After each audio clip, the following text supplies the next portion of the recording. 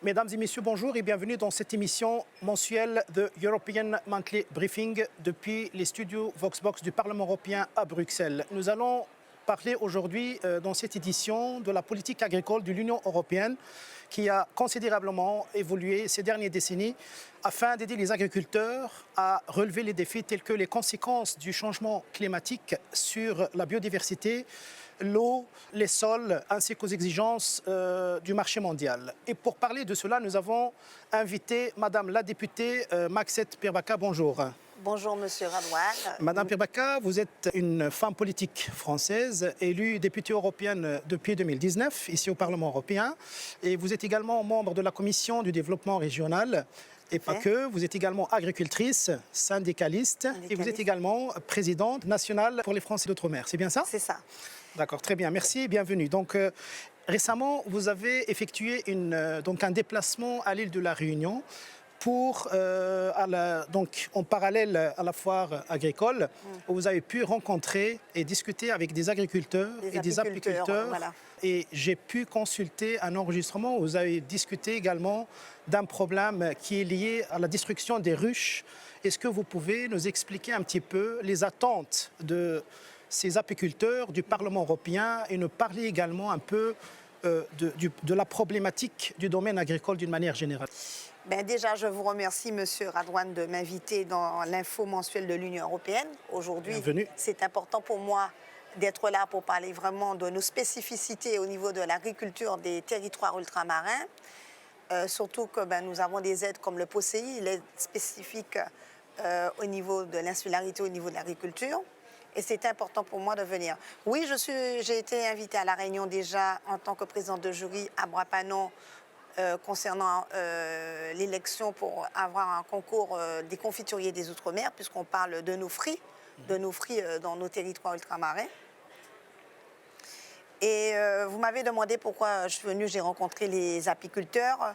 Déjà, je vais vous expliquer le problème. Vous savez, les abeilles ont de nombreux parasites. Et parmi ces parasites, il y en a un, le petit coléoptère des ruches, qui est un ravageur de colonies.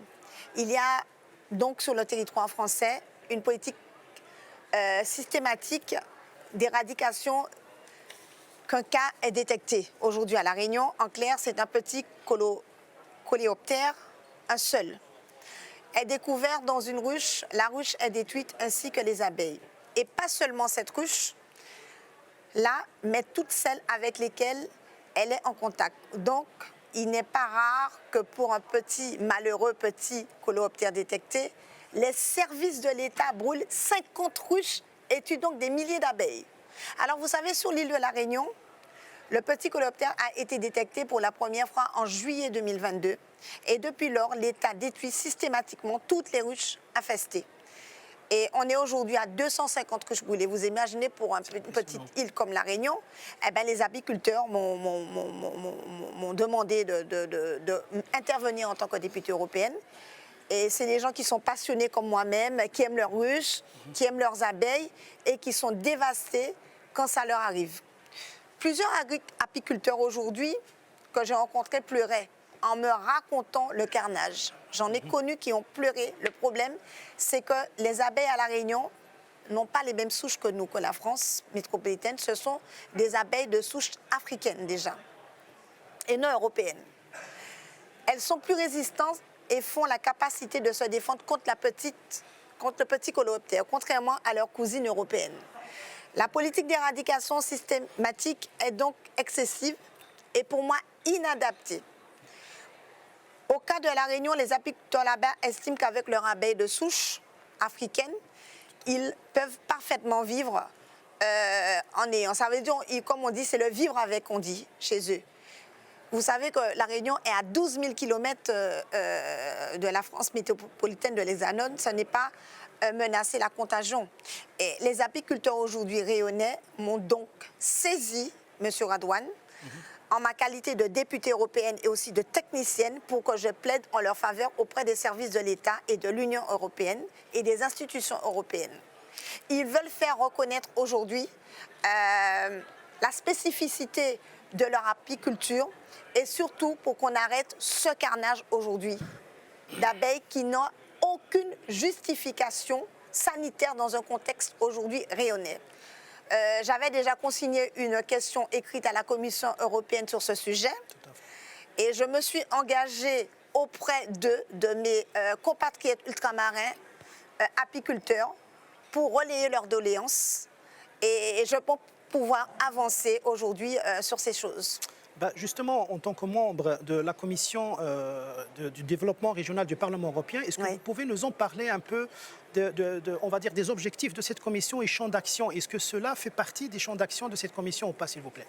Alors, vous savez, comme je dis pour moi aujourd'hui, c'est important la commission régie puisque c'est là nous avons la cohésion sociale. Vous savez que les territoires ultramarins sont des territoires qui sont pauvres. On a l'insularité, l'isolement, l'éloignement, bien sûr. Tout à fait.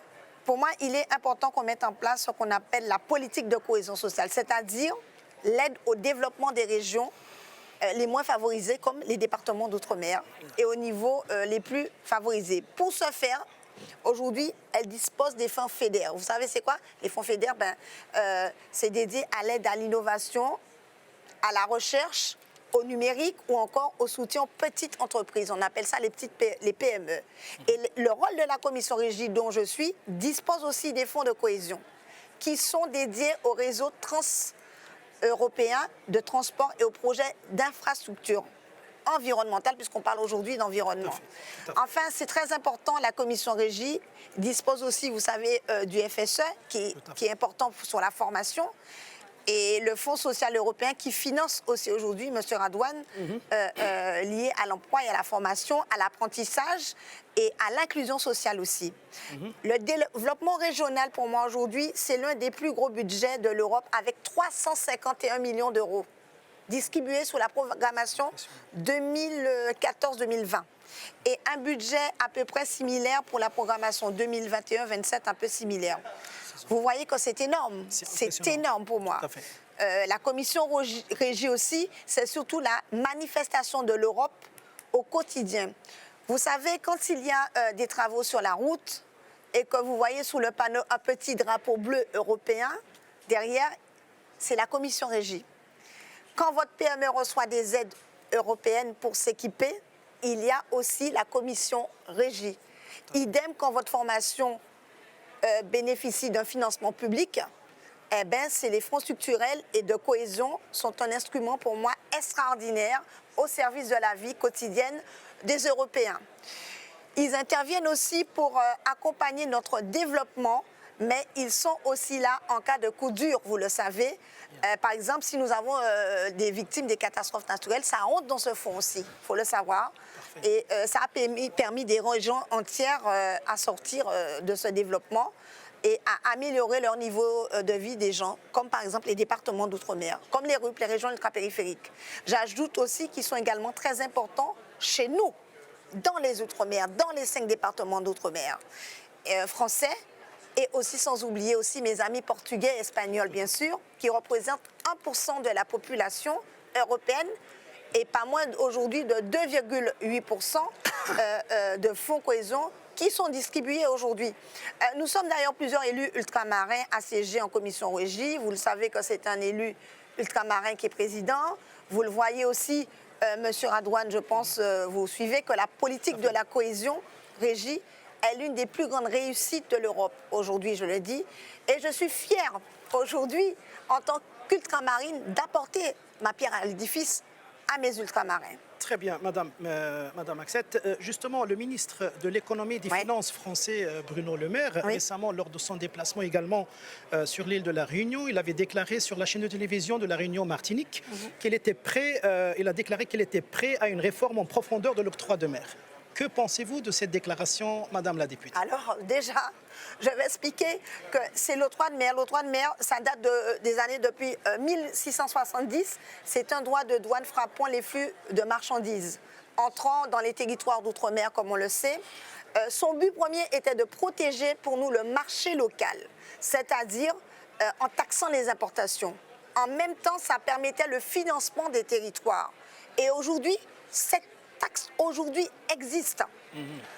Évidemment sous une forme légèrement différente. Elle est considérée par le droit communautaire, comme on sait, comme une mesure de dérogatoire aux règles de concurrence.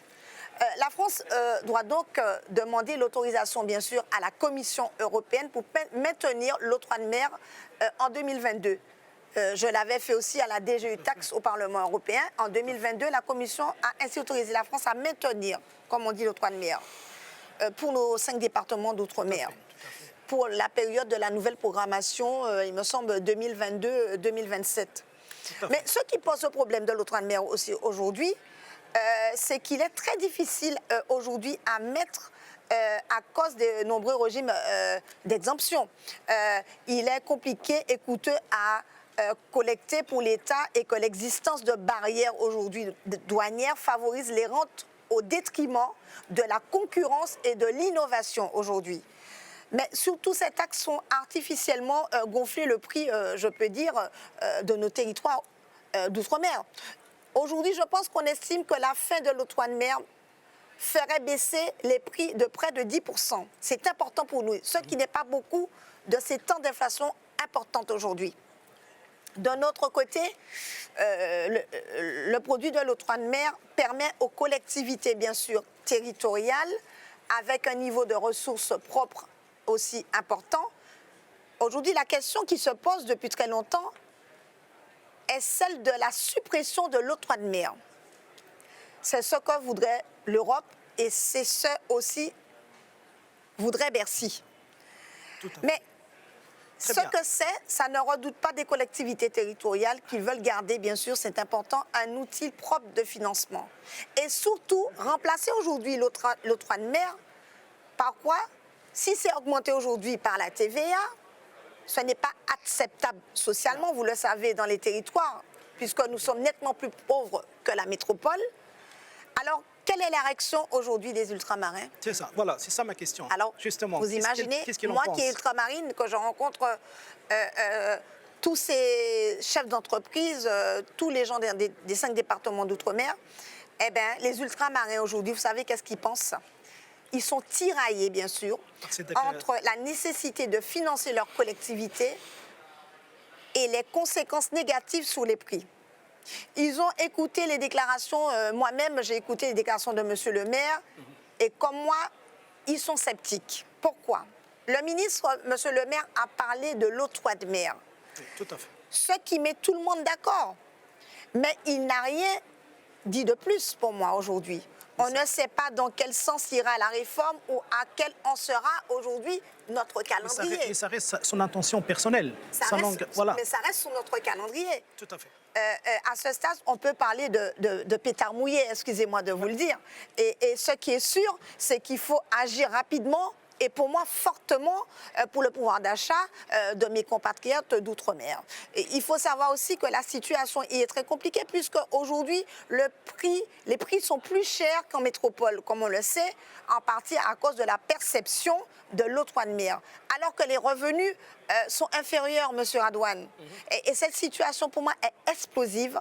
Une part significative, bien sûr, des ultramarins qui souffrent aujourd'hui terriblement de l'inflation sur les produits alimentaires, même s'ils ont fait le bouclier pli au niveau de l'OMPR, restant toujours dans le cadre de développement régional. Voilà, tout à fait. Justement, dans le cadre régional de développement et la politique agricole de l'Union européenne, pensez-vous qu'aujourd'hui, après tous ces défis, etc., est-ce que vous pensez que l'Union européenne, les États membres ont des partenaires efficaces avec lesquels ils doivent garder et consolider des bonnes relations afin de mieux bénéficier des bons partenariats dans ce domaine? Ça peut être en dehors de l'Union européenne. On a les pays tiers, on a les pays ACP comme l'Afrique, Caraïbes, Pacifique, bien sûr.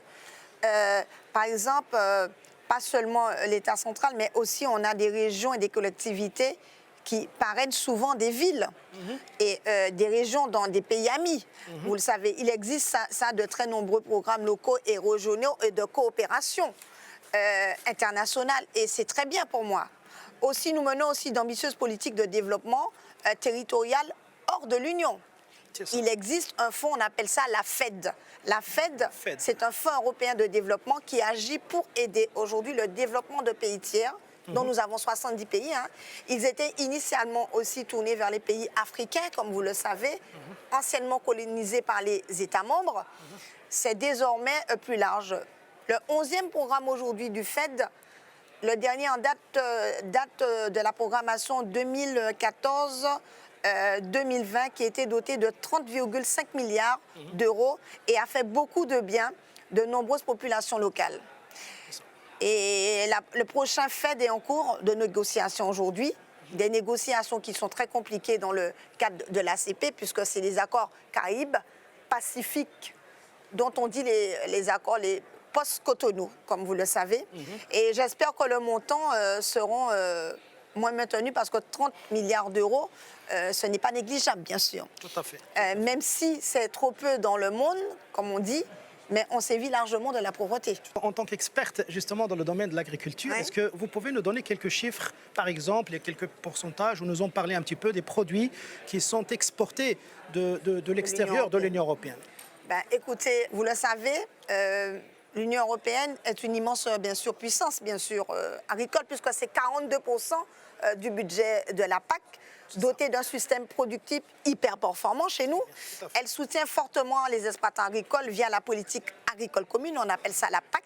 Pour vous donner un ordre de grandeur, en 2022, Monsieur Radouane, l'Europe a exporté 230 milliards d'euros de biens agricoles et a importé pour 172 milliards. Ça veut dire que l'agriculture a apporté une contribution nette de 58 milliards d'euros à la balance commerciale. Ce n'est pas négligeable au niveau européen. Et pour votre information, je le dis, au Maroc, je prends un exemple, c'est notre premier partenaire commercial en Afrique, puisque l'Europe en a importé en 2022 pour 4 milliards d'euros de biens agricoles, avec notamment les tomates et le melon comme produit phare qu'on le trouve partout dans les supermarchés. Et le Maroc est le produit phare chez nous sur ces produits. Et sans vous assommer d'autres chiffres, je veux juste dire deux choses concernant les importations de produits aujourd'hui agricoles depuis les pays tiers. La première, c'est que l'Europe doit rester une puissance importatrice de biens alimentaires. Mais si nous avons atteint l'autosuffisance alimentaire globale aujourd'hui, nous ne sommes pas autosuffisants dans chaque secteur pris isolément, comme vous le savez. La seconde, c'est que ces importations aujourd'hui ne peuvent pas se faire n'importe comment et à n'importe quel coût aujourd'hui, comme je le dis. La concurrence déloyale, la distorsion, avec notamment le dumping social, on le sait. Les productions de bas de gamme, les fruits et légumes qui traversent la planète avec toute la pollution, cela induit encore des produits comme l'exemple, la déforestation de l'Amazonie, quand on avait les accords de libre-échange. Ou encore des produits traités avec des molécules interdites aujourd'hui. Est-ce que vous savez aujourd'hui, nous avons des produits phytosanitaires qui ont été interdits à plus de 50%. Puisque moi, en tant qu'ultramarine et en tant que Française à l'Union européenne, nous avons quand même une réglementation sanitaire qui est stricte, qui est drastique aujourd'hui. Et c'est d'où l'intérêt, je dis, nous devons avoir une agriculture européenne de plus en plus, comment je dis, vertueuse socialement et écologiquement, et nos standards élevés doivent servir de boussole pour les pays tiers, comme je dis. Si l'Europe n'importe pas des produits répondant à son cahier des charges, je le dis, alors elle amènera par ricochet des bonnes pratiques dans les autres agricultures. Ce que je voulais vous dire, Monsieur Radouane, ce que je défends aujourd'hui, c'est une Europe ouverte, mais pas naïve. Tout à fait. Nous devons protéger notre marché intérieur, bien sûr, mais pas face à tous les pays d'importation. Uniquement ceux qui ne sont pas en adéquation avec nos valeurs. Les autres pays de biens agricoles aujourd'hui sont les bienvenus. Nous ne craignons aucune concurrence quand elle est loyale, bien sûr, je le dis, quand elle est loyale, quand il n'y a pas de distorsion. Et c'est une agriculture qui vous le dit aujourd'hui. Merci beaucoup, Madame la députée, pour votre participation à notre émission de European Monthly Briefing. Mesdames et messieurs, je vous dis merci et à la prochaine dans une autre édition. Au revoir.